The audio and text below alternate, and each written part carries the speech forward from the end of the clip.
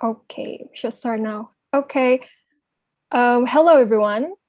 Welcome to the 8th Urban Social Forum. Thank you so much for spending your time with USF for today's session, and happy Friday. I am Indy. I'm representing the Secretariat of Urban Social Forum tonight. So before we start, I would like to remind everyone that the discussion might switch between English and Bahasa Indonesia, and that you can always access the interpretation to both languages using the interpretation button below. So you can turn that on whenever you're comfortable. And in this discussion, as you may have seen from the video before this, we will be using a website called Menti to compile all the questions that you may have throughout the session. And the link will be open from start to finish, so you can ask anytime. And the link will be put in the Zoom chat box. And the same link will also be used for the polling session that we will start soon. So we're now in the final discussion of the International Mini Forum. And tonight we will talk about a foodie city. So when you first heard about the title of this discussion, you may get a little bit curious. So what is a foodie city? So what we mean by a foodie city is we want to provide a space where we can discuss about urban food systems and people's right to food in the topic of urban development. Because in today's cities, we have seen inequality in the agricultural sector, challenges faced by informal food vendors and small-scale farmers, the commodification of food, and of course, the climate crisis, which manifest themselves in a form of food insecurity in our cities. And of course, these issues have worsened during the pandemic. Many who were on the poverty line now struggle to afford food to eat. Access to healthy, nutritious food is increasingly limited. So in the face of all these uncertainties, what will happen when access to food becomes more scarce? Who truly has the right to food in cities? And how can we ensure that everyone has access to nutritious and healthy food? In the next 90 minutes, we will discuss all of these questions in a third thematic discussion of the International Mini Forum, a foodie city, together with a lineup of very impressive, very inspiring speakers who will talk about integrating food systems into urban planning, the right to food in cities, and the role of informality in our food systems. Okay, so to start this question, where we will talk a lot about food, let's warm up first. I would like to invite all of the participants on Zoom and also on YouTube to answer a couple of short questions about your habit, your consumption habit with food. My friends from the Secretariat, can you help share the Menti screen and also share the link in the chat box? Or 1 second, I'm kind of having issues. Okay. We'll share it soon. Sure. Okay. While we're waiting for the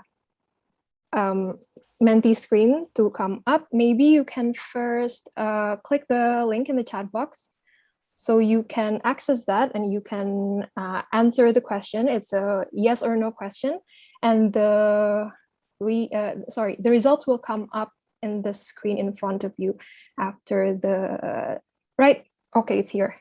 Right. Okay. So while we're waiting for other answers to come in, let me hand the floor over to our moderator today, Reza Ramadan. He is a passionate advocate for food and also a co-founder of Parti Gastronomi, a platform that aims to take everyone on a journey to uncover Indonesia's culinary scene and its heritage. So super interesting. And the floor is now yours, Mas Reza. Thank you, Mbak Indi. And hello, everyone. Welcome to Urban Social Forum 2021 discussion panel with title A Foodie City. Thank you, Mbak Indi, for the introduction. I am pleased to introduce myself. My name is Reza. I'm an agriculture practitioner, works for ABO Indonesia. I'm also initiated, like Mbak Indi just mentioned, a culinary collective called Parti Gastronomi that focus on writing about Indonesia culinary heritage. Such an honor for me to be part of this wonderful discussion as a moderator. While waiting the Mentimeter quiz,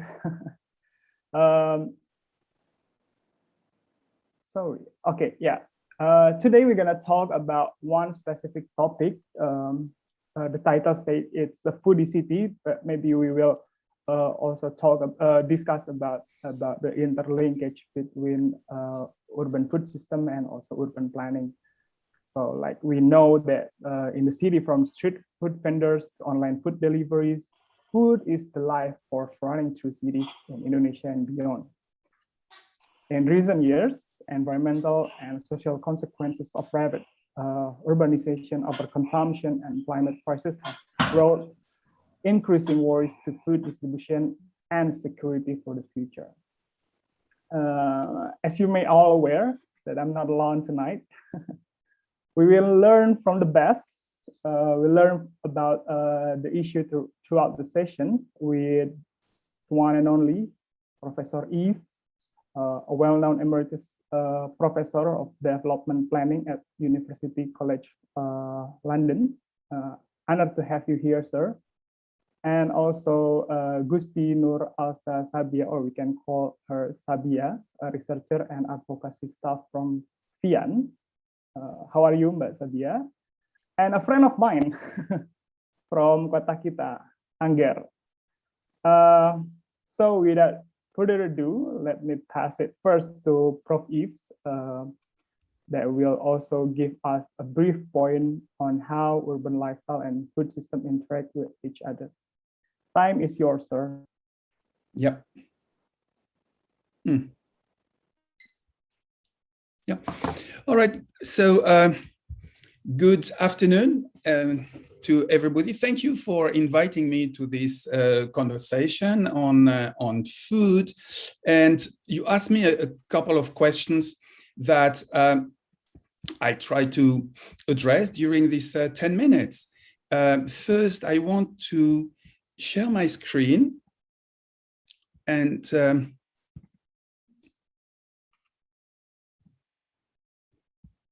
tell you, I don't know if you did that on purpose, but you know that today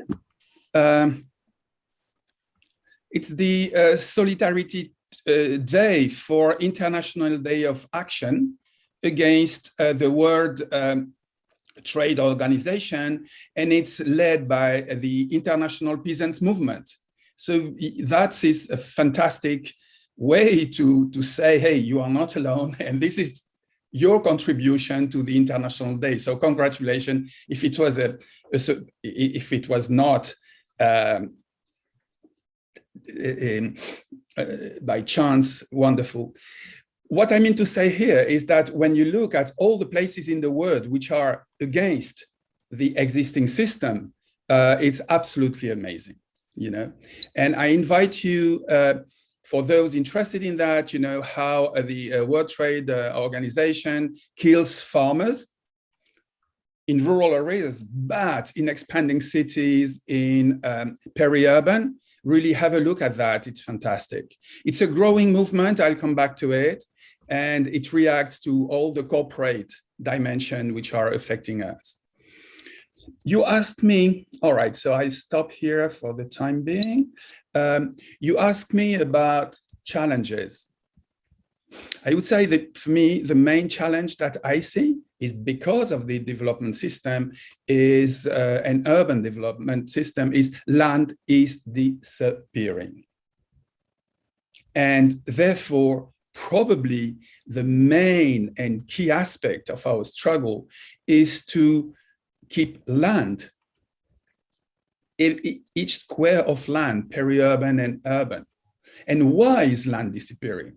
It's disappearing because there's a vast accumulation of capital, rich countries, China, for instance, billionaires, they don't leave their land, their money in banks, but these banks are investing and doing what is called land grabbing. So out in large countries, this is what's happening. And the second issue is that this land is being transformed in monoculture, like in your country with palm oil, you know, and the destruction of Borneo Island, actually, which has the consequence of not providing enough the traditional food that was there, you know. So we cannot, my second aspect is that we cannot separate urban from rural. It's the same issue. And that's crucial for me. What is clear is that food became a commodity. 20 years ago, it was not the case. And today, it's a speculative commodity. The other element, and it's called the 3F, food, fuel, finance, is that the price of food tends to follow the variation of the price of oil, very, very clearly. So half of food is oil. So you cannot disconnect it. This being said, I would like to share with you one thing that the Asian Coalition of Housing Rights made, and it starts saying, hey, how much do the poor spend on food? You know, it was in 2015. Amazingly, you know, they did that in Nepal, Sri Lanka, Philippines, and Thailand. In Thailand, the very poor spend 60% of their money on food. In the Philippines, 50, Sri Lanka, 52. And at the same time, on housing, they spend 3%. So this has a double consequence. The first one is that the real engine of our cities is food. And when I say food, it's not the production of food, it's just the whole food chain. And I think that we need to work on this. And the second is that if we want to address poverty, food is central today. And sometimes this is not well understood for people like us coming from the housing movements and the social movements, not understanding that today with COVID, with climate change, food is absolutely essential. When I was saying that there is a commodification of food, which is speculated in a stock exchange in New York, Frankfurt, or London, and what does it mean? It means that there is a need to reclaim food as a right. To reclaim food as a right, which is not enough done even by the United Nations when you look at the declarations. And it's food as a right. And the other issue is to differentiate food security and food sovereignty. In food security, you have a country like Singapore, Sorry for interrupting. I think your presentation doesn't work. It's only like one blank page. Or, but it's so I. Mm-hmm. Or is it intentional? So I'll stop it and come back to that. Yeah. Okay. Okay. Stop. Sorry, Yeah. sorry for interrupting. Thanks. No, thanks. Thank you for that. I wanted to see that the struggle for urban food sovereignty, something which is not very discussed, is quite essential, because you look at Singapore, but it's not only Singapore, it's just an example. They are building their food security, feeding their people at the expenses of what's happening in Malaysia or Indonesia or Vietnam. This tending to destroy traditional cultivation for their urban population. Same happened with China, same happened with many countries now, which are buying land and destroying local food systems. So I want to insist on this necessity. It's not only the right to food, but food sovereignty as a central aspect. Another aspect that I would like to insist upon is on water. And water today, I mean, there is no food without water. That's as simple as that. And our trouble in cities is that water competes with drinking water, which is very scarce. So there is a need here, and here I come with my argument on better planning cities, is to connect food with water. In order to be able to recycle water, we need to connect food with waste, recycling waste to get new soil. We need to connect food with transport, and so in a holistic fashion. And how are we going to do that? Through participatory planning, through people from different sectors thinking, what is the foodie city we want? I think that this is lacking. And mind you, there is not one school in this planet that is training food planners. There is no food planner in any place, no master, no MA. We've been trying to do a little things at the DPU, but it's very small. So it's incredible. So it's an invitation to get alternative schools, to get participatory and committed food planners. Now, you asked me about which were the alternatives. And I want to name 4 very quickly, because I know time is not on my side, okay? I have 1 minute left, but I want to mention, and I sent you some material for those of you interested. You asked me, are there alternatives? My very clear answer to you is yes, they are not well known, that's the trouble, but over the last 20 years, you can't imagine how people have been reclaiming their right to food. And here are 4 that I found particularly interesting. One is in Quito, the capital of Ecuador, which is very much centered on urban agriculture, women's-led, and slowly they've been able to transform policies and to have their city an agroecological city.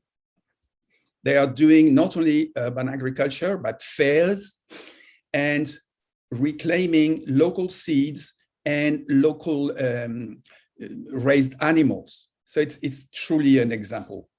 I sent for you a short note that we prepared with John Taylor that was just mentioned by a very good friend here present. The second, which is closer to you, super interesting. It's what Bangkok has been doing. You know, here I'm on the top of a roof, is the Bangkok City Farm Program, because they have been working as a network, very Asian in their style. Please learn from them. And with a small grant from the central government, managed very much NGO style, with some places support from local governments, but not always. And in a large cities, they have been able to produce subsistence-oriented urban farming, leisure and recreational markets, training centers. And today you have around 300 members, you know, over 10 years. So it shows that, again, Quito 20 years, here 10 years. That's a very interesting network-based, very diversified way to address food and reclaiming the right to food. My next example is very recent. I received that yesterday, not even put an image to that. This is the co-op movement. And during COVID, the housing co-ops movements, here I'm in Guatemala, started to plug in their housing co-op sort of approach, food. And it's, again, not surprising, women's led, you see. And here is the food that this lady who is here was able to grow over the pandemics. And today she has grown a self-sufficiency approach. This is a wonderful way to see how and which are the ways to reclaim food. And I want to invite you, if you want to know more, to connect to the People's Counter Mobilization, to transform the corporate food system. Here is the how to connect. And they reacted to the evolution of the FAO, linking more and more, despite some very interesting cases like DACA, I must say, making alliance with the corporate sector when at the same time we need to plan with people, with local partners, and not to make it a corporate food system, but a family-based, social economy-based food system, not only to produce food and proteins, but all along the food chain. And my conclusion is,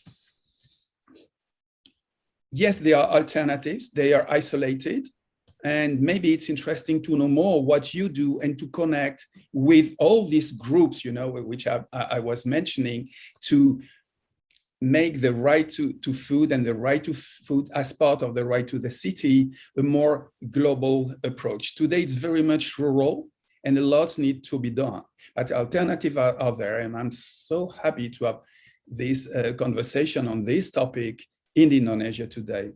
Thanks a lot, and maybe there will be some questions. Thank you, Prof. It's excellent, and there is some intriguing takeaways from your presentation that may lead to more discussions. But because time is not also in my side, now. Let's continue the session with more specific issues in a country perspective, I can say. Now I will give the time to Sabia. Over to you, Sabia. Okay, thank you very much, Mas Reza. But before I begin, I would like to have permission to speak in Indonesia because I would like to respond if, and because things are lost in translation, I'm afraid speaking in English will not adequately respond Professor Eves. So if I may, I will talk in Bahasa Indonesia, even though my presentation is in English. Yeah. Okay. Okay. Is it visible yet?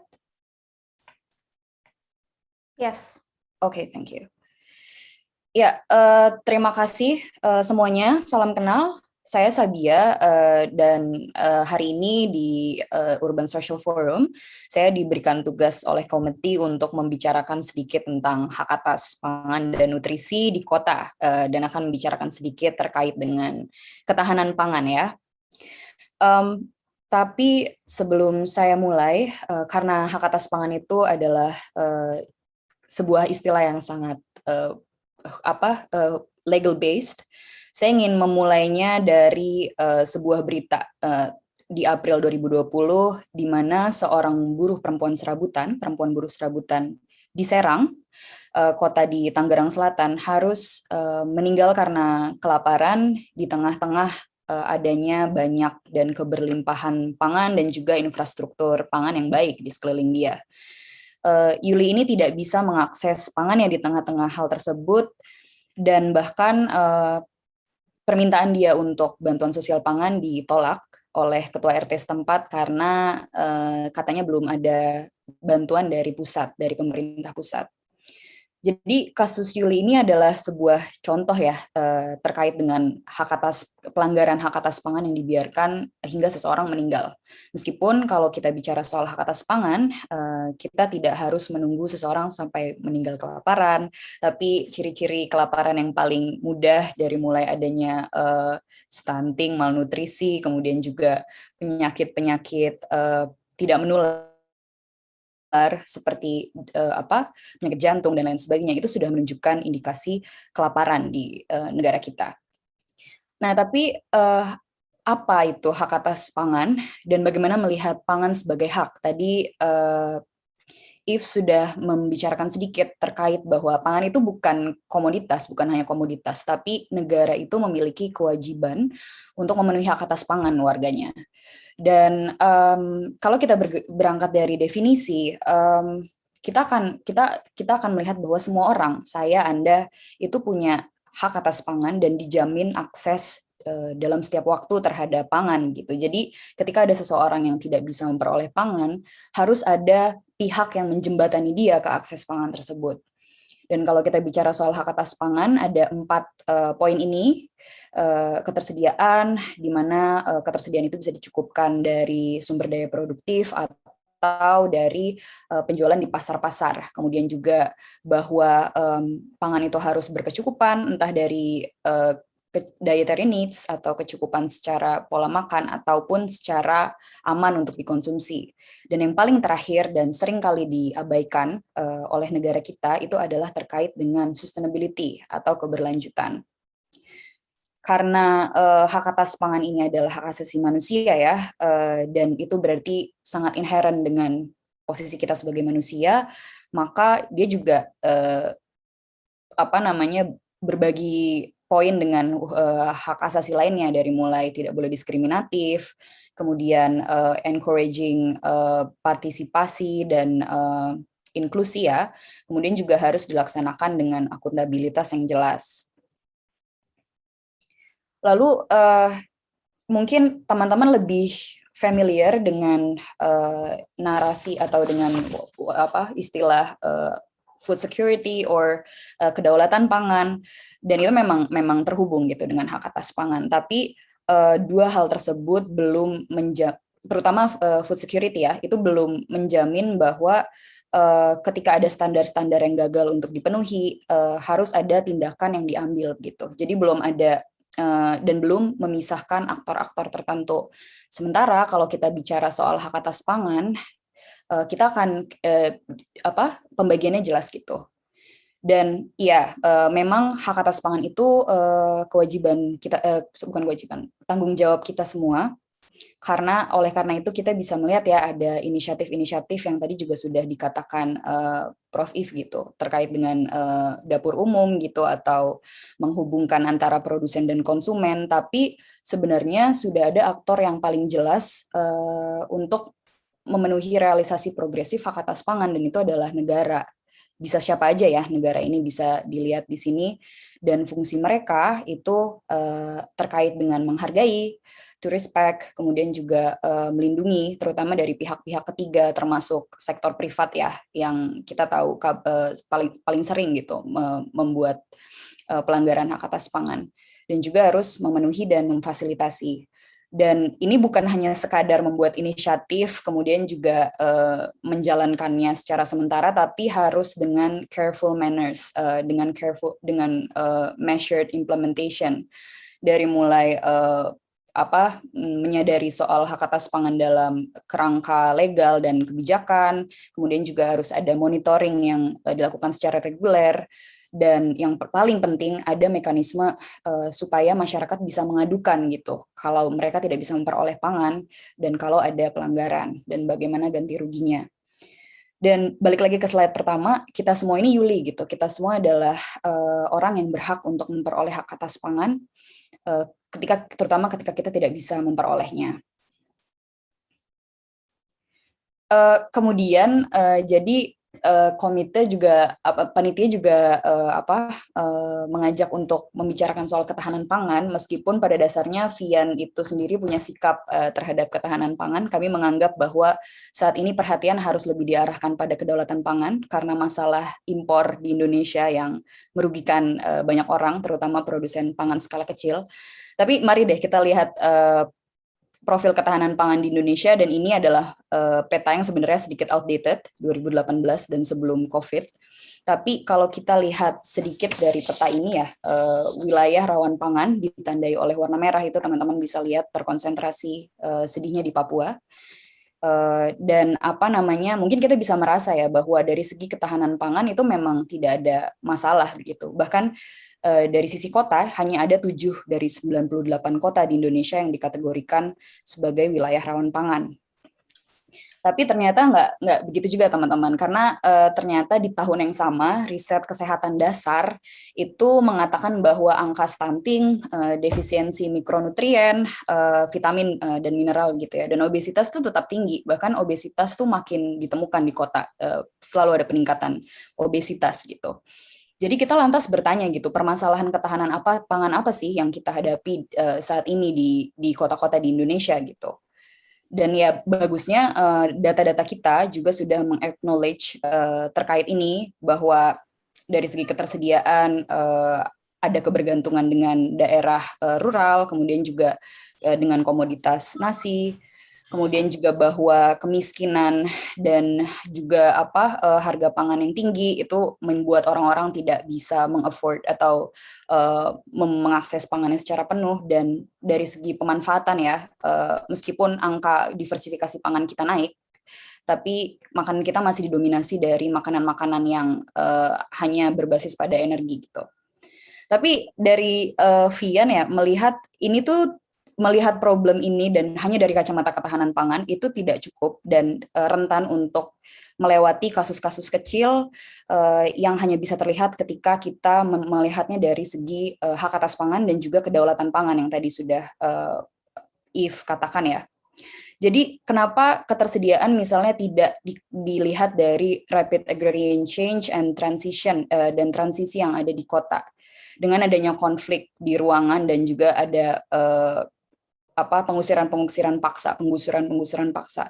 Mengapa inequality itu tidak dilihat dari adanya ketidaksetaraan dari segi akses, dan studi Vian sendiri terhadap bansos pangan ya. Itu tuh eksklusi, bahkan tuh kategori-kategori dalam bantuan sosial pangan itu tuh terjadi dari pemerintahnya sendiri, di mana pekerja migran di kota itu tuh tidak bisa memperoleh pangan mereka hanya karena mereka nggak punya KTP berbasis Jakarta gitu, dan mereka 3 bulan nggak bisa mengakses bantuan sosial pangan dan harus bertahan dengan ketua-ketua RT yang kemudian menyiasati hal tersebut. Dan kemudian terkait dengan utilization, mengapa pembicaraan soal kontrol negara terkait dengan makanan-makanan ultraproses atau makanan pabrikan tidak pernah dibawa ke meja gitu, tidak pernah. Dan kita tahu regulasi kita, ini saya harap azannya tidak kedengaran ya, sebentar, kedengaran ya. Oke, saya akan lanjut aja. Tapi and also want to remind you that still at least 1-2 minutes left for wrap up. Please give me 1 minute. Dan kontrol negara terhadap hal ini jarang dibicarakan, dan ini sebenarnya adalah bentuk-bentuk pelanggaran teman-teman kalau memang dibicarakan terkait dengan hak atas pangan. Dan dari 3 hal ini kita melihat mereka yang paling rentan dan miskin gitu, ini saya kategorikan seperti ini, seringkali mengalami 3-tiganya gitu. Mereka adalah buruh upahan rendah yang kemudian digusur, yang akhirnya konsumsinya hanya bisa terkonsentrasi pada makanan tidak sehat. Jadi ini saya cepat saja karena keterbatasan waktu, nanti bisa kita bicarakan lebih lanjut dalam diskusi. Tapi yang saya mau katakan adalah saat ini justru kekosongan negara dalam mengakui hak atas pangan dalam regulasi dan kebijakan kita ya, karena memang belum ada pernyataan secara eksplisit soal hak atas pangan, itu ditutup gitu dengan inisiatif-inisiatif yang tadi sudah dikatakan oleh Prof. If gitu. Kami menyebutnya right to food from below dan berbasis solidaritas, karena justru ini yang paling menolong akses pangan masyarakat dalam kondisi pandemi. Tapi kan kita tidak bisa hanya berhenti di sini saja ya. Kita tidak bisa berhenti hanya dari solidaritas antara produsen dan konsumen, tapi juga harus ada nih kontrol dari negara. Dan oleh sebab itu kalau Vian bicaranya, kami tentunya sangat ingin bahwa ada pengaruh utamaan hak atas pangan dan gizi dalam setiap stage of food system, produksi, distribusi, pemasaran, dan konsumsi. Kemudian juga bahwa pemerintah itu dengan hak atas pangannya sudah mulai mengencourage si local food systemnya. Gak usah deh bicara sampai encouraging partisipasi ya, respecting aja deh kalau lahan-lahan terlantar itu tetap dibangun jadi gedung-gedung besar, gimana coba kita bisa melakukan pertanian urban gitu misalkan. Dan pada akhirnya kalau hak atas pangan itu diakui, maka kita ini yang mungkin sangat asing ya dengan hak atas pangan, kita bisa mereclaim kembali hak itu gitu. Jadi seperti yang tadi If katakan, to understand is to reclaim kan, apa namanya yang kita tahu. Dan mungkin yang paling terakhir ini penutup saja, critical note-nya adalah kita tidak boleh seperti kata If juga, sayangnya saya banyak setuju dengan If dan presentasi saya banyak yang sepakat juga dengan If bahwa kota tidak bisa lepas gitu dari desa, dan urbanisasi itu hanya bisa dihentikan kalau kota juga bisa dipasangkan gitu dengan desa, apa yang harus mereka lakukan. Dan memang kedaulatan pangan itu harus mulai digarisbawahi di mana orang-orang bisa dirangkul untuk membicarakan seperti apa pemenuhan pangan yang mereka mau, dan pada akhirnya kita juga bisa mengatasi kerawanan pangan yang muncul di dua wilayah tersebut gitu, desa dan kota, tidak boleh dikotak-kotakan. Mungkin itu dulu Mas Reza, kalau ada diskusi saya akan membicarakannya nanti. Terima kasih. Sure. Thank you, Sabia. To just revisit what Prof. Yves also said, that one takeaway is to reclaim food as a right, and it also just mentioned by Sabia that in Indonesian terms, it's hak atas pangan. So it's something interesting to be discussed more in a discussion session, maybe. Now, last but not least, we still have another speaker. Now we will proceed session with more micro views, I can say, city perspective. So now, please, Angger, time is yours. Thank you, Mas Riza. Can I also speak in bahasa? Please do, please. Yes, thank you, Mas Budi, please. Oke. Aku coba share screen dulu ya.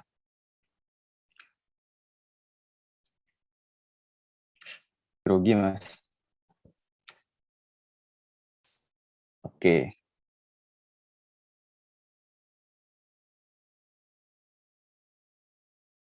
Mas Reza udah kelihatan belum ya? Yes. Udah kelihatan. Oke. Masih kelihatan atasnya, tapi nggak apa-apa. Oke. Sip. Selamat malam, teman-teman. Terima kasih. Perkenalkan, nama saya Angger. Saya program officer di kota kita, di tim Urban Resilience, yang kebetulan sekarang sedang memulai riset tentang iklim dan sistem pangan urban. Dan pada malam ini saya akan terutama bicara tentang dua subtopik. Yang pertama itu lebih kepada sistem keseharian tentang pangan kita, dan yang kedua itu adalah tentang informalitas urban sebagai komponen yang penting di dalam sistem pangan itu sendiri. Oke.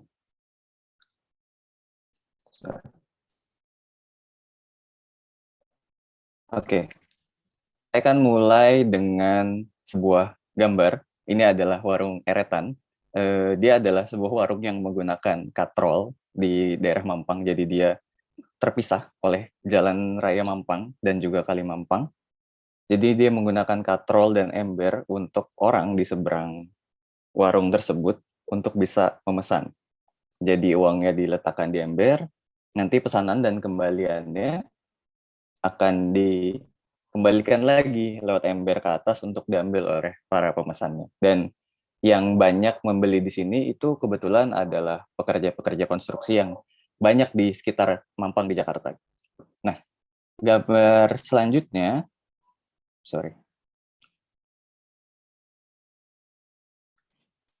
Yang ini adalah warung lubang di SCBD. Jadi ini adalah warung yang sebetulnya terletak di kawasan permukiman di samping SCBD yang terpisah oleh dinding. Kemudian akhirnya menjebol dinding itu supaya orang-orang di dalam SCBD, terutama juru parkir, satpam, ataupun office helper, itu bisa membeli tuh, lewat sini. Dan ini mereka membantu menyediakan makanan sehari-hari, terutama di saat jam-jam kerja. Dan sebetulnya dua gambar ini akhirnya membawa sebuah gagasan atau pertanyaan bahwa sebetulnya akhirnya warga akan selalu menemukan cara atau selalu mencari cara untuk bisa memberi makan dirinya sendiri.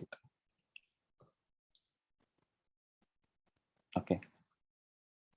Semoga udah bergeser. Oke. Nah, tapi yang jadi masalah adalah sebetulnya kota sendiri merupakan sebuah melting pot dari berbagai macam orang gitu. Mungkin ini data yang sudah sangat familiar dengan beberapa teman-teman, bahwa sebetulnya lebih dari setengah populasi warga di dunia itu tinggal di kota, dan FAO juga melaporkan bahwa 80% dari seluruh makanan yang diproduksi secara global itu dikonsumsi di area perkotaan. Tapi yang jadi masalah juga kemudian adalah bahwa di Indonesia sendiri, definisi kota dulu ketika saya diajarkan saat kuliah, salah satunya itu dikarakteristikan dengan sebuah wilayah yang aktivitas utamanya bukan pertanian. Kalau begitu, yang jadi pertanyaan adalah bagaimana kita bisa mendapatkan makanan kita gitu, dari mana kita mendapatkan pangan. Itu sebenarnya yang jadi pertanyaan di sini. Ketika kita bicara tentang bagaimana kita mendapatkan makanan kita, di sini saya merefleksikan dari individu dan dimulai dari piring kita sendiri. Kita bertanya bagaimana kita mendapatkan pangan, dan jawaban yang muncul paling sederhana mungkin adalah dimasak sendiri atau beli atau pesan gitu. Tapi itu adalah hal-hal yang sifatnya mungkin lebih ke metode untuk mendapatkannya secara langsung gitu, dan itu belum menjelaskan bagaimana sebenarnya makanan itu kemudian hadir di piring kita. Kemudian saya akan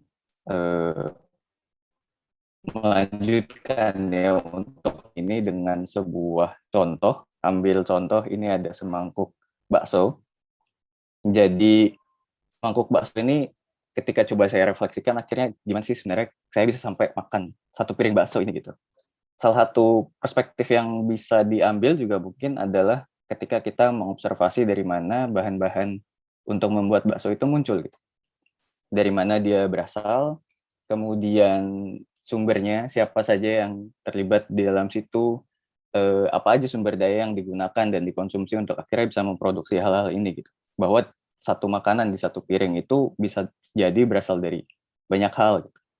Dan kemudian ketika kita melanjutkan melampaui dari resep makanan itu sendiri, kita mungkin akan bisa menemukan bahwa di situ juga ada orang-orang gitu yang terlibat di dalam situ gitu.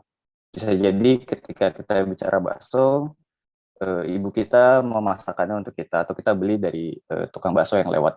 Kita juga akan bicara tentang aktivitas gitu. Begitu banyak aktivitas dan proses yang digunakan untuk bisa memproduksi segala hal yang akhirnya sampai ke piring kita itu gitu. Dan ini juga berbicara tentang tempat, karena semua hal itu pada akhirnya punya nilai-nilai spasial gitu. Dan ini tidak hanya terjadi di dekat kamu gitu. Kamu bisa makan bakso ini di rumah, tapi sebetulnya hal yang terjadi itu jauh. Bisa jadi dia ada di luar kota, ada di pinggiran desa, atau bahkan di laut dan di hutan gitu. Nah, akhirnya ketika kita berbicara tentang itu semua, mungkin yang terlintas akhirnya bahwa itu semua sebetulnya adalah sebuah sistem gitu, sistem yang mungkin bisa dibilang rumit gitu. Dia adalah pertalian dan jalinan antara, bisa dibilang aktivitas, antara aktor, terus kemudian ada proses, ada dimensi dan juga sektor, tapi juga setiap komponen itu akhirnya punya relasi, punya hubungan satu sama lain, kemudian ada umpan balik dari hubungan itu serta dampak-dampak tersendiri gitu. Nah, yang menjadi masalah untuk kemudian bahas topik selanjutnya adalah bahwa kehidupan urban ini lebih kompleks dari kelihatannya gitu. Dan sistem yang rigid atau bisa dibilang terdesain bisa jadi tidak cukup untuk bisa memenuhi kebutuhan realitas yang kompleks ini.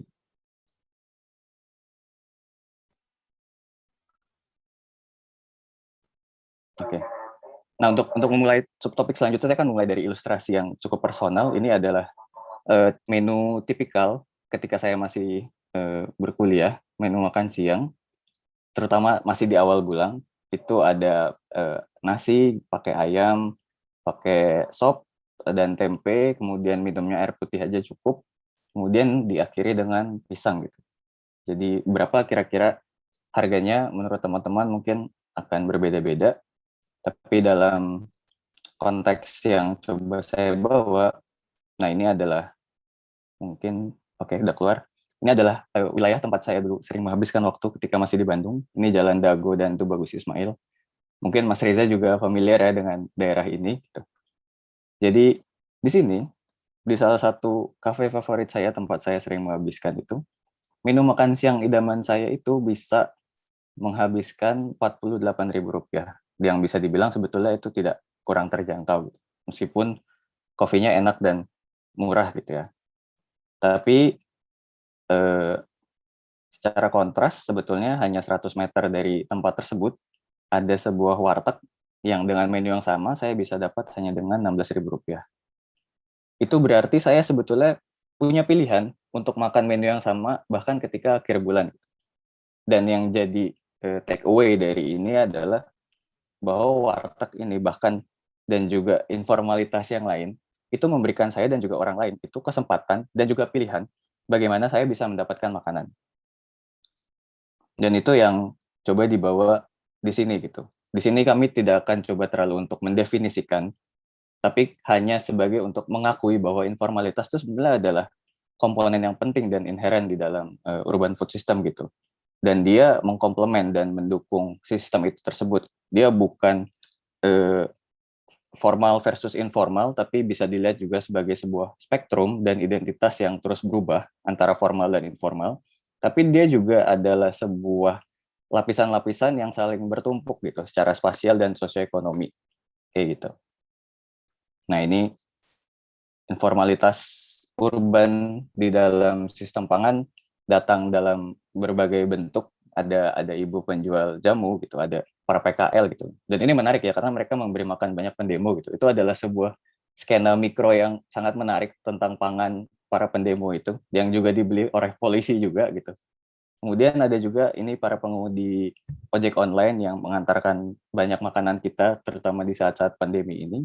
Dan juga ada misalnya tukang sayur gitu yang dia menghampiri kita gitu, dia membypass si jarak fisik gitu. Dan semuanya punya perannya masing-masing, semuanya punya kenyataan kesehariannya masing-masing, dan juga orang-orang yang bergantung kepada mereka semua untuk bisa memberi makan dirinya sendiri.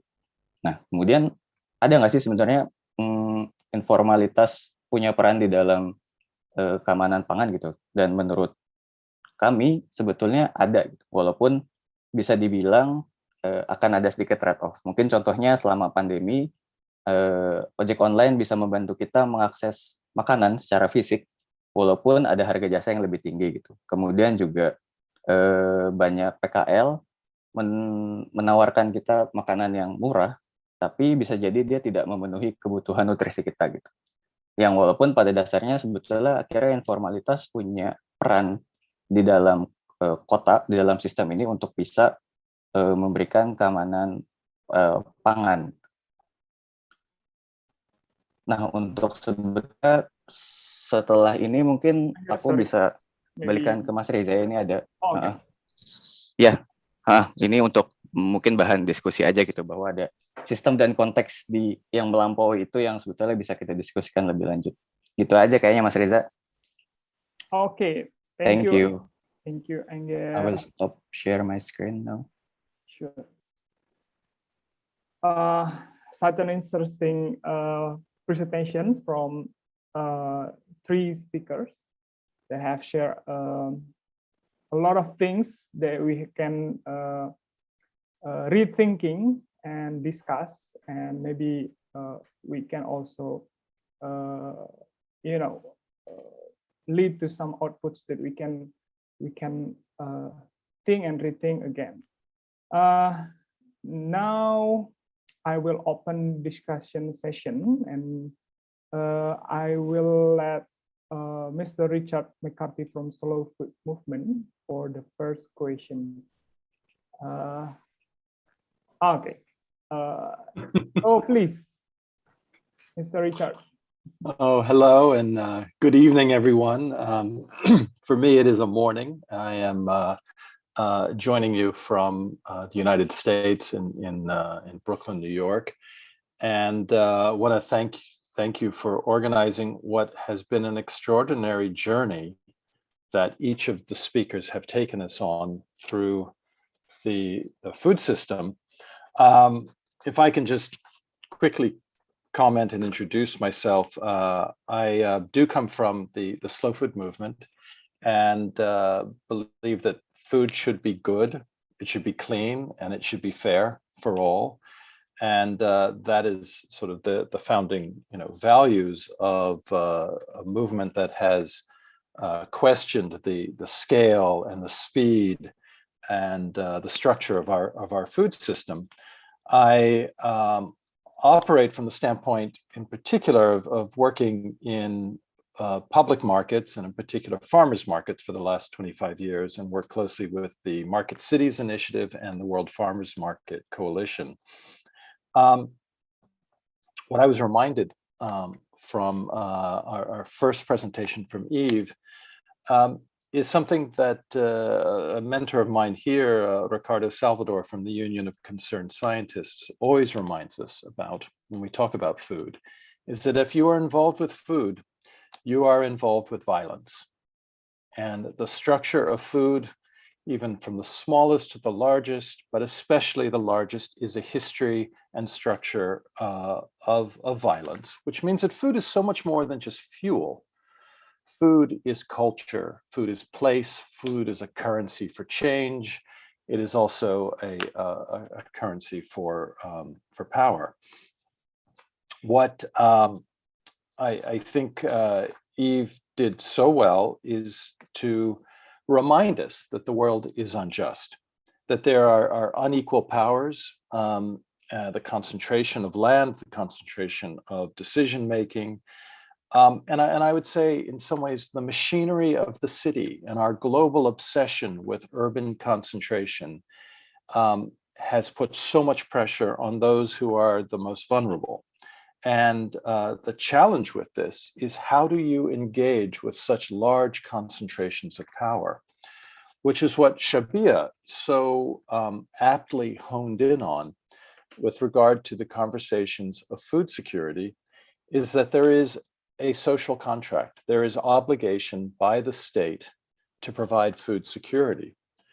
The challenge with that, of course, is that food security in many ways is asking the wrong question, because it doesn't address questions of food sovereignty, of choosing our food that is culturally relevant, that is preserving traditions and ecology, that would get us to very different solutions than the food security solution, which is something we have seen especially in the wake of the pandemic, which is, how do we provide food to people who are insecure in an emergency? Which means we're constantly attending to a wound rather than growing an alternative, where people become not just consumers of food, but they become protagonists. And that's why it was so exciting to land in Angar's presentation and his work, because in some ways what he presented to us is the good news.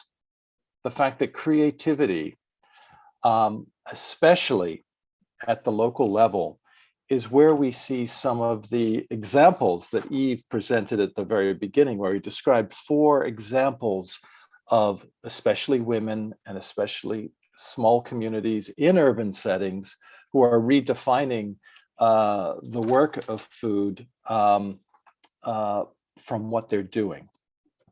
And I think this comes to a question I have for all to think about, which is what theory of change are we operating in? What is our theory of why we are pressing the state to live up to its obligation to provide a secure food environment for its citizens? And especially when you look at the map of Indonesia, intervening at the national level, and this is true of most countries, is that so many of the food policies are defined at the national level, where in actual fact, where we experience our food choices are much more localized level. And just seeing the map of Indonesia reminds me of how incredibly diverse and wildly different your country is. That how can decisions be made at that level when there's so much insight and knowledge and differentiation and biological differentiation at the local level? Is that this comes back to Angar's analysis and elevation of the informal. Is, do we find the weakness in this strong sort of formal structure, which provides very little opportunities for us to intervene, to shape policy, because it's such a formal structure of violence and rigidity, is where do we find the weakness in the system? Where is there opportunities to intervene? And it's in this wildly creative space of informal solutions. And I love the imagery of the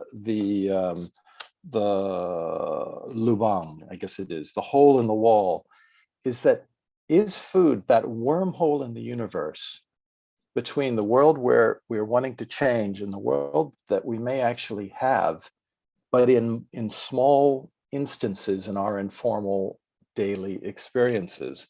And this is what led many of us, and I've been working in food all over the world, is many of us looking for that wormhole in the universe between the urban and the rural, between the world we live in and the world we want to live in. And what are the discrete interventions that we can grow, we can construct, we can build that provide a glimpse of that new world that we could be living in? And this is what brought me to the development of purposely organized new public markets that are governed and managed, which is, say, very different from the markets we may know that are part of the informal sector, the street peddlers, vendors. I have been to only one of the markets in Indonesia, in Denpasar, an incredible night market, and it's chaotic and it's wild and it's wonderful, but I don't know what is the purpose of the market, who manages it. Is it purposely connected to policy advocacy, to generate wealth, to create greater transparency in the food system? This is the opportunity in reinventing those informal, traditional mechanisms towards purposeful ends. Because I think that what Shabia was describing is this challenge, this link between these informal new models, the ones that that Eve described, whether it was in Quito or Bangkok, these new expressions of what the future food system could be, is that we need these examples in order to point, when we meet with policy people who are much more powerful than we are, the decision makers, is when we can point to these working models to say, we don't want to scale them up necessarily. We want more of them to increase our choice. This is the wormhole in the universe. How do we get from these small, isolated models to becoming the norm?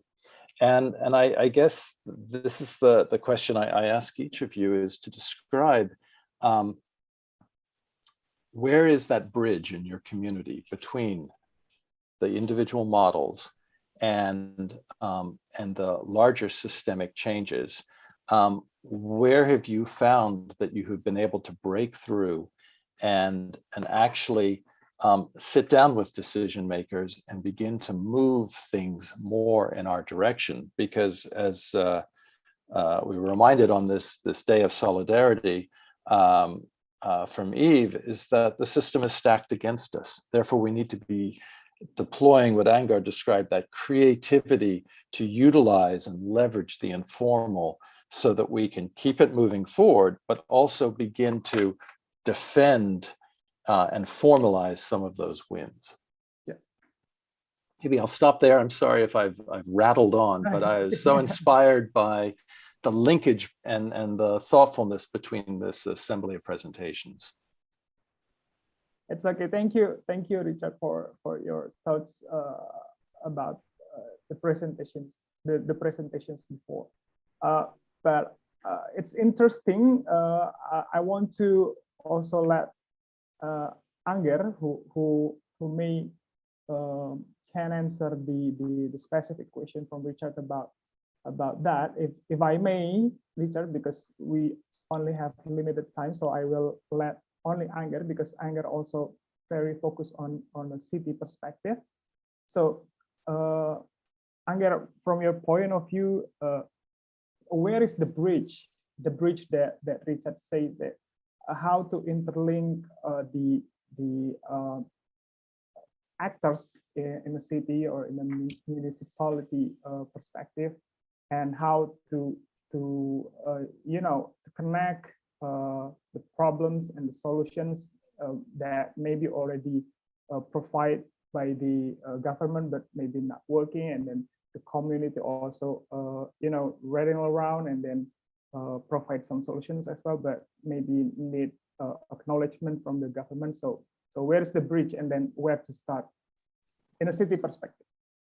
Okay, thank you. So I will try to address maybe just one aspect, and I think that's important, is that space is always a problem for the conflict of the formal and informal. So from my experience, I think when you're talking about bridging something, the formal or the decision maker in this context would always request it something that are organized, aesthetic, and that is something that we may not find much in the informal sector, because they tend to be non-organized, and that is one of the redeeming aspects of informalities, if I may. So when we try to bridge, I think we are trying to find the commonalities in design, in how to organize things, in standards. So we may try to collaborate with, I think in my experience, with designers, with architects, with law expert, also to find how we best may find I think kesamaan pikir, Mas, the common ground for people to start. So in the context of Bandung, near my college, actually, we had a conflict between the street vendor and the local government of Bandung. And what we try to do is we collaborate with designers and architects of the college to propose a design, a co-created design together with the street vendors, and also we invited the government. And the process taken up, I think, almost 6 to 7 months just to menyepakati, apa Mas? Menyepakati. Just to, yeah, on the design, on the places. So that's, yeah, I think in the technical aspect, that's what we always start to do. We find people who understand, and then we ask everyone to join in on the conversation to find what's best for everyone. I think that's my response for now. All right, excellent, Angger. Now I will move to Prof. Yves, and then maybe I will take one of the question from the Q&A box. And then there's one specific question that maybe you can also share about the lesson learned from other city around the globe, Professor Yves, because this is the question. So what do you think about the increasing prevalence of alternative food systems, organic farming, and any others, which are actually good for farmers, but are not affordable for most city dwellers? So maybe you can also share about what happened in Dhaka and Bangkok and some sort of the lesson learned. Please, Professor Yves. Yeah. See, Reza, you are touching probably a crucial aspect, because if you look globally, hunger is one story, but what is touching cities is actually the lack of healthy food. Obesity is on the rise. The more commodified the food, the worse it is for people. So it's not only that they spend a lot of money, but they spend a lot of money on wrong food. You know, not because of their choice, because the lack of choice. You know, and the prices that were indicated, it's fine. You know, but as was very well said before, you know, it's about quality. So when I was mentioning the cases, you know, like Bangkok or Quito, but I could mention Rosario, I could mention quite a number. It is possible. What we have learned over 20 years or 30 years now that I've been involved in this story, is it is possible to get healthy food for the poor. And that's new. We didn't know it. You know? And there are some sort of ingredients for that. First, to have a strong production by people and a heavy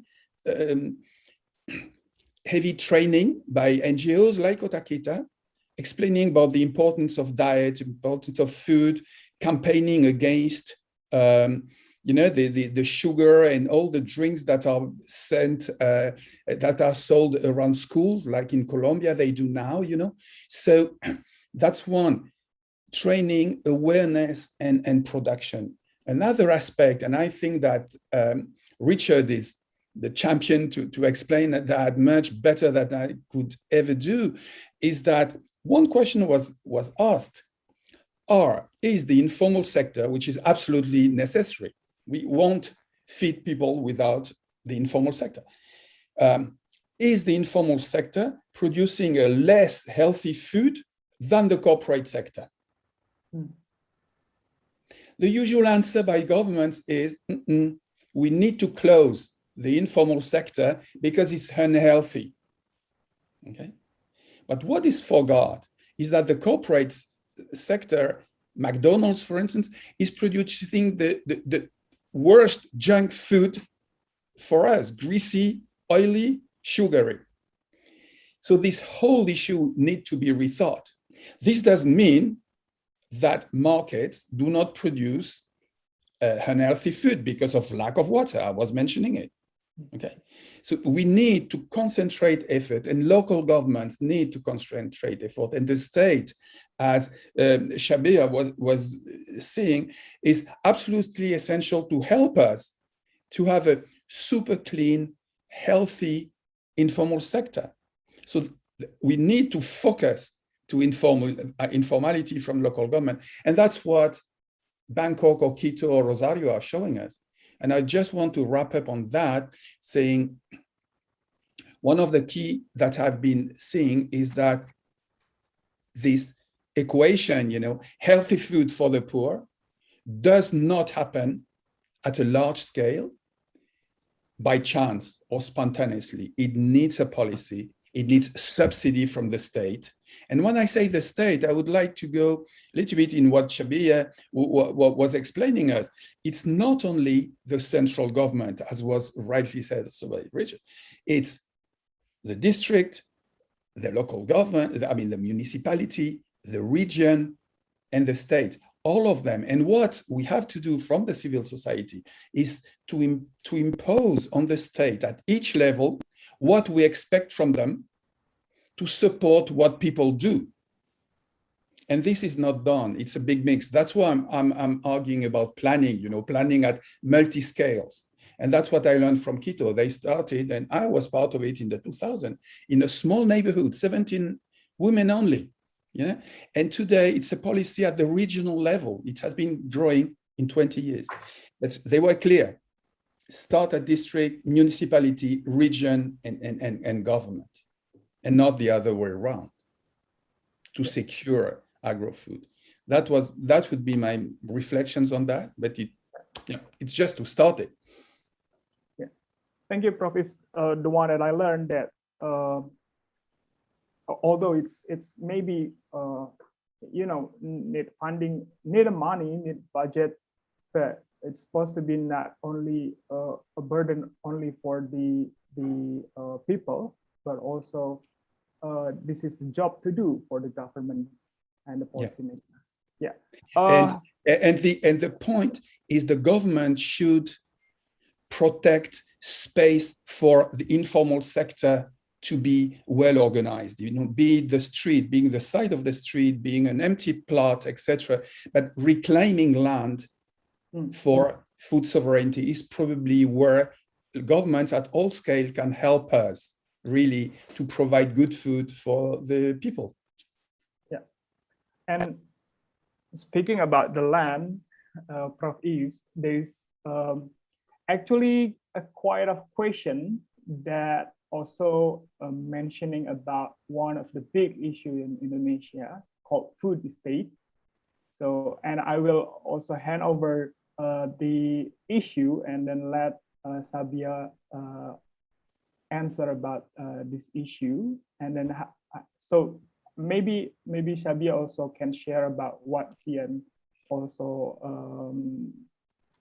studied recently, and then what is the current state or your perspective about the food state regarding to the plan to have a better so-called food city. Yeah. Okay. Please, Sabia.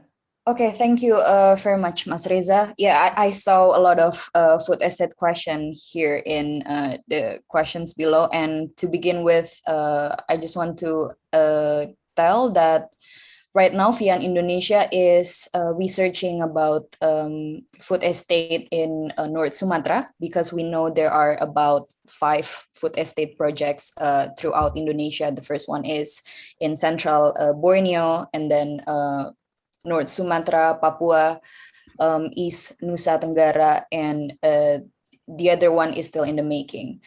And Fian is actually, because we are focusing on right to food and nutrition, we see the impact of the right to food, but we also want to learn about how this project is continuing the long-standing government's attention and tendency about long-standing productivist supply-oriented model to guarantee access and equality. This is a bit complex and difficult, so I will try to speak in Indonesia again. I am very sorry. Tapi ya, saat ini kita tahu ya bahwa di Indonesia itu sudah banyak program food estate yang gagal dari sekian banyak project di beberapa tahun yang lalu. Yang paling fenomenal mungkin adalah MIFE, Merauke Integrated Food Estate and Energy, kalau saya tidak salah menyingkat. Tapi pemerintah selalu setia dengan perspektif bahwa gaya produktivis itu selalu menjadi hal yang paling utama di saat bahkan banyak riset yang sudah mengatakan bahwa kecukupan pangan itu paling besar dikontribusikan oleh small scale food producer gitu. Dan kami memandangnya ya, saat ini tuh Indonesia, food estate itu hanyalah satu ancaman di Indonesia yang membuktikan bahwa persoalan pangan dan pengaturan soal pangan itu tuh digeser dari tangan-tangan para petani kecil ke agribisnis besar. Dan selalu sama argumennya bahwa small scale food itu tidak efektif, kemudian juga tidak sehat seperti yang tadi dikatakan oleh Eve, dan mereka harus dipasangkan oleh private sector supaya mereka bisa menjadi lebih efisien dan pada akhirnya mencukupi kebutuhan pangan masyarakat Indonesia yang semakin naik gitu. Itu terbesarnya. Tapi kalau kita lihat food estate, kami bingung gitu karena salah satu ini ya preliminary results dari food estate yang di Sumatera Utara ya. Mereka itu food estate itu mengganti tanaman-tanaman yang biasa ditanam masyarakat adat di sana seperti andaliman, kemudian juga kemenyan ya,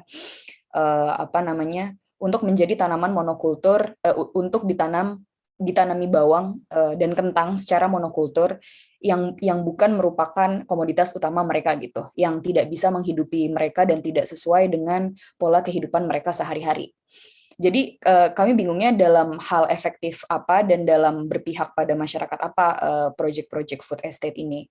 Itu yang pertama. Kemudian yang kedua, kalau dikatakan apakah proyek food estate itu akan mengentaskan permasalahan food security, enggak. Karena kalau dari Vian melihatnya persoalan ketahanan pangan di Indonesia itu sebenarnya adalah terkait dengan ketimpangan penguasaan soal agraria ya, dan juga relasi tenurial yang tidak adil gitu pada masyarakat. Saat ini banyak konversi-konversi lahan menjadi perkebunan-perkebunan yang memang perkebunan kelapa sawit, kopi yang menghasilkan devisa bagi negara. Kemudian juga saat ini petani-petani mulai mengalami kesulitan untuk menyewa tanah gitu karena harga yang tinggi dan akhirnya mungkin para ilmuwan tuh menyebutnya proletarianisasi ya, tapi mungkin secara sederhananya ada pemiskinan di desa di mana petani itu akhirnya menjadi buruh dari petani pemilik lahan, petani penggarap, kemudian jadi buruh tani gitu. Dan itu permasalahan itu tidak berusaha di-tackle dan selalu proyek yang muncul adalah proyek-proyek dari food estate dan korporasi petani ini yang lagi diusahakan oleh pemerintah gitu. Dan kami melihatnya ya kalau misalkan kalau Indonesia mau ada pemajuan soal ketahanan pangan, seharusnya yang didorong ada 3 gitu. Yang pertama dari long-standing productivist model tadi, kita harus mulai reinvesting ke small scale producer gitu.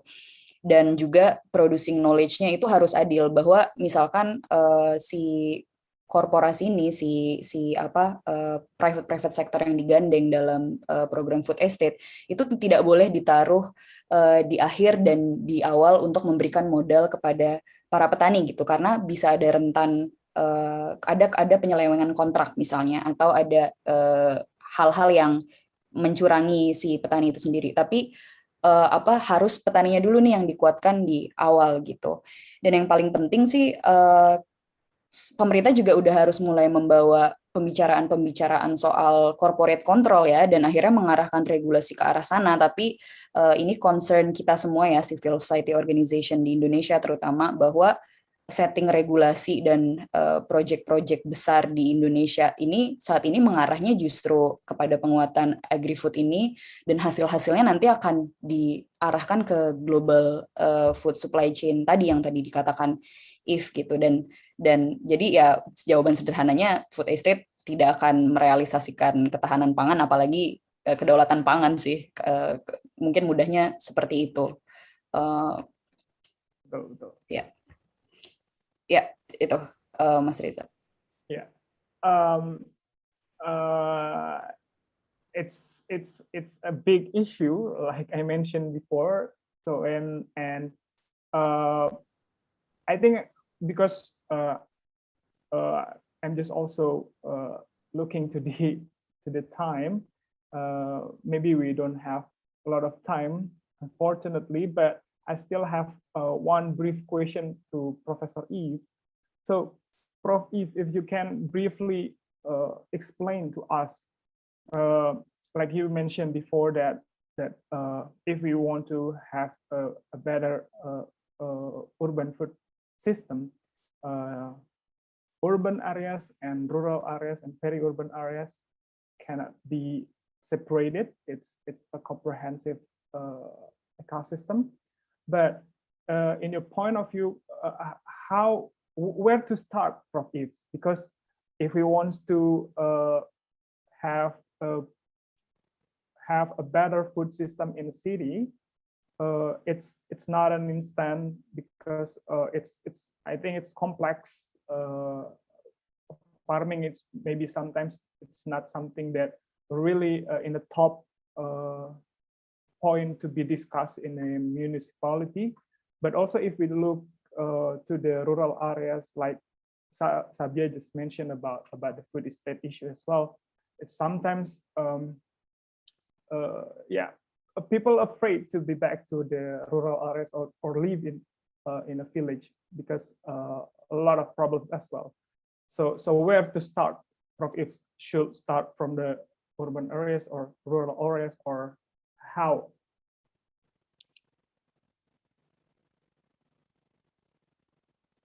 I think it's still muted, Prof. Yves. Very briefly, because of time. First, I think that ourselves and citizens, and we might want to shift from what I call rural agriculture in cities to urban agriculture. When I mean urban agriculture, is a food system which is connected to water, which is not necessarily a problem when you are in the rural areas with traditional food. It's connected to waste. It's connected to elements which are essential in a city, to transport system, to education system. So this I call urban agriculture.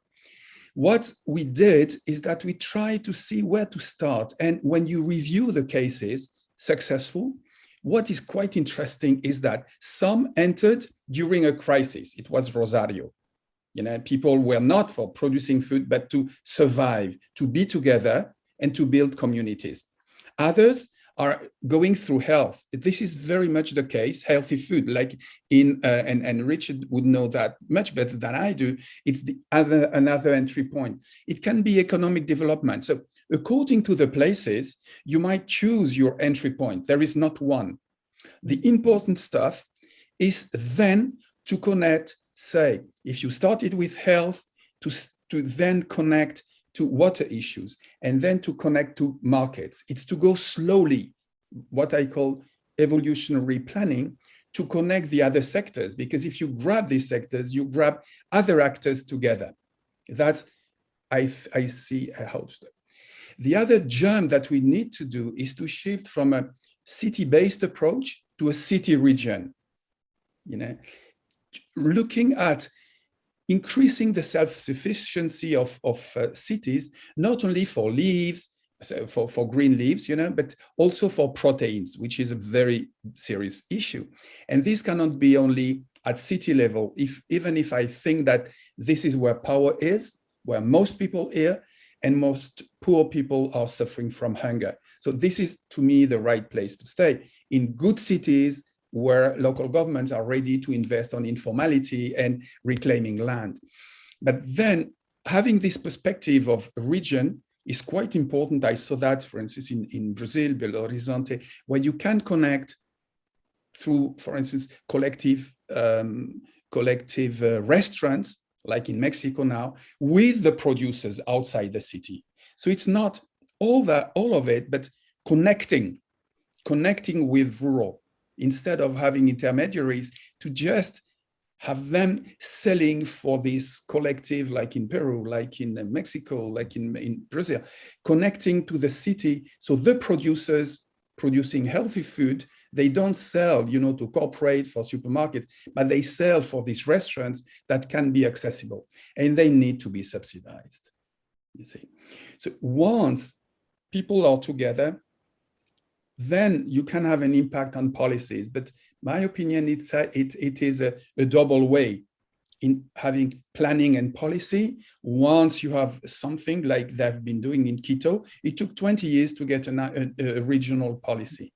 And so changing on the ground with a clear perspective to shifting from experimental project to projects to program, and to policy. And that's a sort of strategy which I think that it has an equivalent on spaces, you start in your street, then in the district, then you reclaim the ways along the highways, and then the water. And when I say reclaiming, it's not only land, it's also reclaiming water, which is the missing bit of the whole history of planning. Mm-hmm. And most of us live on coastal cities. I live in Lisbon, and it's a coastal city. And most of us live on coastal cities, and climate change is affecting us. The big challenge is to plan not only land of the city, but the water of the city, because this is where proteins are, the fish, for instance, where are we going to get our proteins and healthy food? So we need to rethink the city, not only from the land, but from the water.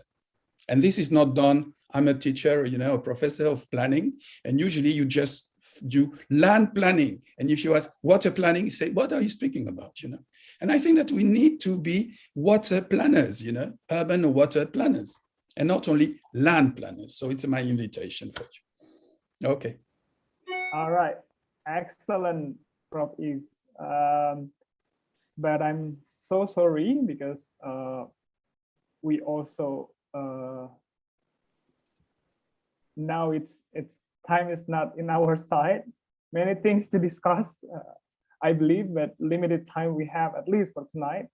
Believe that maybe we will have more fruitful discussion in the near future. We hope so. And now we are coming to an end for the session. Before passing it over to Mbak Indi, I will refer to Prof. Yves' statement as the key takeaways. It's reclaim food as a right, but lately, not only food and land, but reclaim food and water as a right. So I think that's the key takeaways from today's session. And I also believe that if we talk about Foodie City, urban food system, it's a multi-stakeholders approach. And, we have to always think and have a spirit to no one left behind, youth, women, disadvantaged community, your NGO, all the people in the city have to be sit together and then discuss for a better city. All in all, this discussion panel was made possible with the support of the fabulous speakers. Thank you, Prof. Yves, Sabia, Anger, and our guest also, Richard from Slow Food Movement Committee and also committee. So my sincere appreciation for all. Thank you for now. And then thank you for your excitement and attention. Till next time, my name is Reza. And now I will pass it over to Mbak Indi. Okay, right. Thank you, Mas Reza. Hello again, everyone. So that was a very eye-opening and fruitful discussion about all the ways our lives, especially in cities, are interconnected with the food systems. And we also didn't just stop at talking about cities being food resilient, but also being food sovereign, right? Where it's not only about people's right to healthy, nutritious food, but also culturally appropriate food that is produced through non-extractive, ecologically sustainable methods. So thank you very much to all the speakers, our moderator, and our discussant. And of course, thank you to all the participants that have followed the discussion until the end. Right. Now we've heard about all these challenges, all these ideas. I would like to once again invite all the participants, both on Zoom and YouTube, to answer this one question to conclude the discussion. So the question is, what do you think is needed to create a more food resilient city? Or should I say, we can use the word food sovereign city, right? So please help share the Menti screen and also share the link again in the chat box.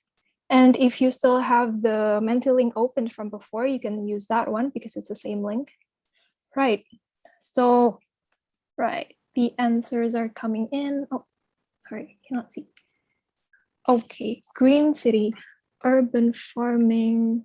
Oh, can you make it full screen? Or if you cannot, it's okay. That's okay. Okay, access to food. Right. So yeah, there are so many answers. I'm sure everyone now has some ideas on how we can, together create or push the decision makers to create better, more equitable food systems for our cities, and how we can make sure everyone has the access to healthy food, be it physical access, social access, economic access, right? So these answers from you will also be included in our event report and would add to a very interesting conclusion to our discussion. Thank you so much, everyone. And now we have a short message from the Secretariat of Urban Social Forum, which will be delivered by Vanessa Manuturi, please. Hi, Indy. Thank you, Indy. Sorry, I shouldn't have said that. But thank you, Indy, for introducing me. Hello, everyone, and thank you so much once again for joining us tonight, but also in the past. If you've joined us since Tuesday in the past 4 days, I'm just gonna take a little bit of your time to sort of have a semi-closing remark for the past 4 days. So tonight's discussion on a foodie city also marks the final session of the International Mini Forum. And as a Secretariat, we have been so encouraged that in the past 4 days of the International Mini Forum, we have collectively discussed the importance of imagining alternative visions for the city and the activism and advocacy necessary to make these visions into reality in the first day. And on the second day until now, we have exchanged critical conversations on how we can create better cities, cities that are healthier, cities that are more inclusive. And today we talked about cities that are, like Indy said, a more food sovereign city. And on behalf of the Secretariat, I really would like to thank everyone, from the moderators, the participants, the speakers, really all collaborators who have joined and really enriched our discussions in the past 4 days. So just as a small note, the International Forum is not the end of the Urban Social Forum. So the 8th Urban Social Forum will continue to the second stage after this. From October to December, we will take the conversation.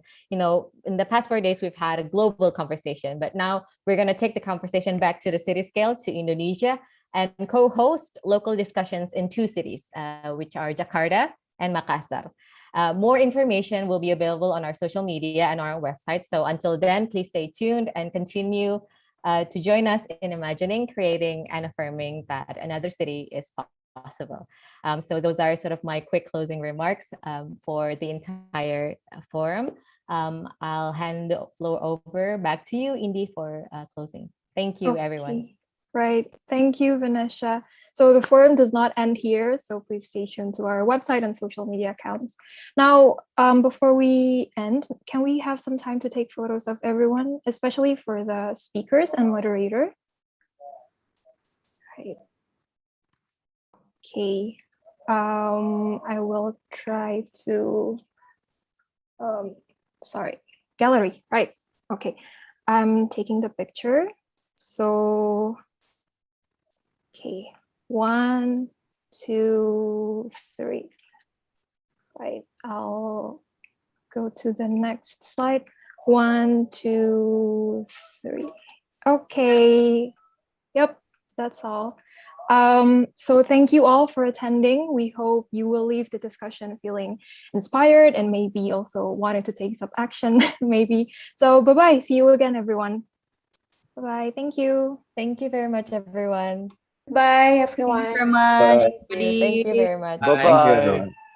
Thank you, Eve. Thank you, Richard, for coming.